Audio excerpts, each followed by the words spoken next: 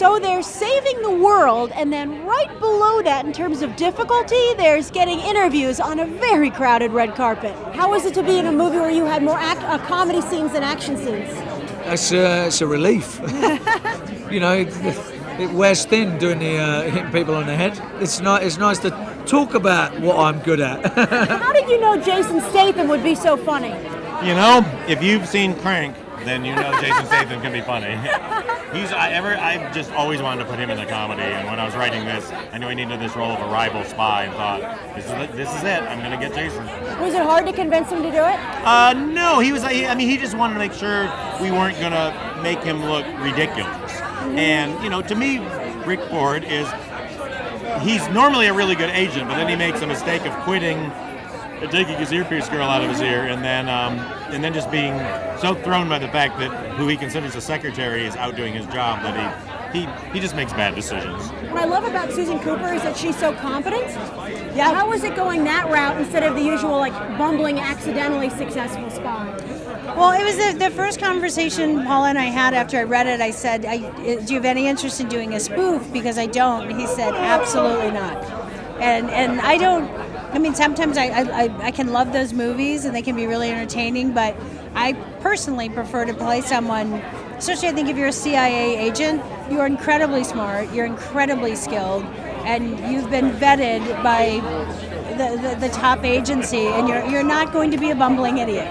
No, not at all. And so I didn't want to, I had no interest in playing her that way, and I wanted to make sure like how she handled weapons. She could be insecure, and she was underestimated and undervalued, but I wanted to make sure that she was still smart and competent. You've done some romantic comedies, but guys don't get to be really funny in those. How is it having an outright comedic role in this movie? Well, I don't know that I have yet. You know, I mean, I think I've done, I've touched on the comedy in this film, but really I felt more like I was playing the straight guy to Melissa's sort of genius, comedic genius. But how did I find it? I loved it. I loved working with Paul. I loved working with Melissa.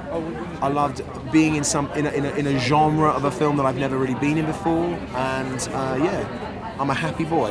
You had these great monologues. Were they scripted for you? Did you get to improvise at all? Yeah, I mean, it's hard to.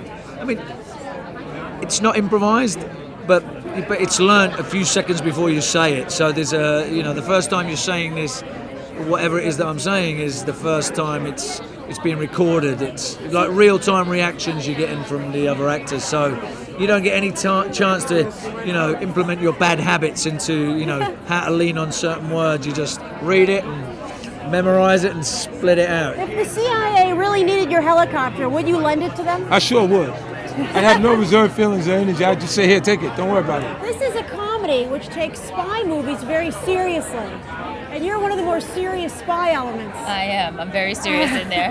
How was it being a serious element in a very funny, silly movie? I'm still trying to figure out how that happened. I think while you're shooting, you don't really realize it, but when you watch it on screen, you're like, this is so weird. How could this scene be so serious but yet so funny at the same time?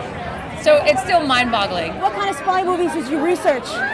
I just grew up watching all the Bond movies, and I love the Bourne movies, and I read all the books, and I just feel like I know the genre really well, and it felt like the perfect thing to put funny people in and really kind of push them to the edge. Funny people in peril makes me laugh. How is it seeing these characters that you guys workshopped early on in your careers becoming these big focuses of these big blockbuster comedies? It's crazy to think when we were all broke and buying our costumes in, the secondhand stores and throwing them up in front of a 99-seat theater, that now it's the subject of a movie. It's a testament to Melissa. She's a super talented girl.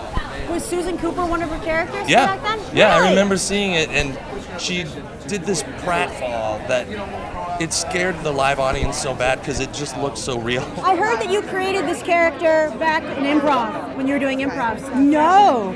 Your friend totally Not told at all. me the wrong Who said information. that? The guy who does the pepper spray bit with you.